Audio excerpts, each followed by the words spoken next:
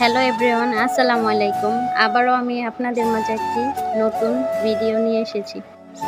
তো আমরা চলে গেছিলাম নবীগঞ্জের ঐতিহ্যবাহী মেলা কদম রসুল উপলক্ষে যে মেলাটা হয় ওই মেলায় চলে গেছিলাম। তো এই ভিডিওটা অনেক দিন আগের করা ছিল। তো আমার অলসতার কারণে আমি ভিডিওটা এডিট করতে পারিনি। তো আমরা চলে গেছিলাম, প্রথমে গেছিলাম মাজারটা দেখার জন্য। অনেক ঠেলাঠেলি করে মাজারের ভিতরে প্রবেশ করলাম। মাজারের ভিতরে গিয়েও দেখলাম অনেক মানুষ। তো মাজারে অনেক মানুষ ছিল, আমরা বাইরে চলে আসছিলাম, মাঠে চলে আসলাম। এখানে এসে দেখলাম কত রকমের সুস্বাদু খাবার আছে। তো অনেক খাবারের ভিড়ে অনেক কিছুই ছিল, যেমন জিলাপি ছিল, অনেক রকমের মিষ্টি জাতীয় অনেক খাবার ছিল, মুখরোচক খাবার ছিল, অনেক রকমের পিঠাও ছিল। তো আপনারা দেখতে পাচ্ছেন নানা রকমের এখানে পিঠা ছিল, যা দেখতে অনেক ভালো লাগতেছিল এবং লোভনীয় লাগতেছিল।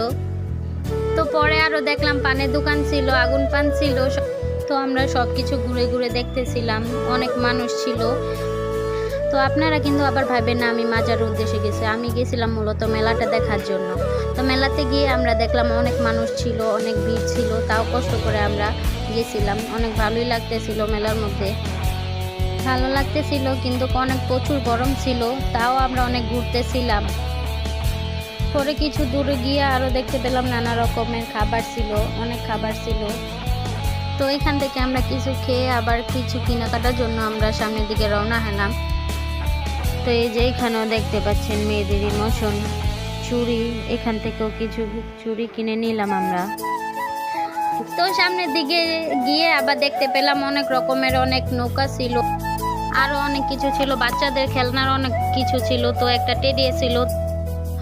তো আমার বাগ্নি তো টেডির সাথে পিক তোলার জন্য অনেক কান্নাকাটি করতেছিল, বাট টেডি তো পাত্তাই দিল না। সো কি করব, বাচ্চাকে আর সামলাতে না পেরে আমরা অন্য খেলনার কাছে চলে আসলাম।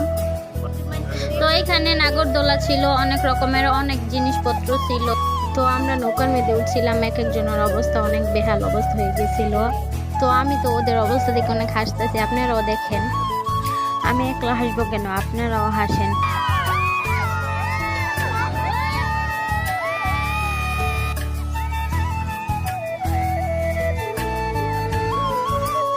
তো এই পর্যন্তই ছিল আমার ভিডিওটা। সবাই লাইক কমেন্ট শেয়ার করবেন। তো সবাই ভালো থাকবেন। টাটা, আল্লাহ হাফেজ।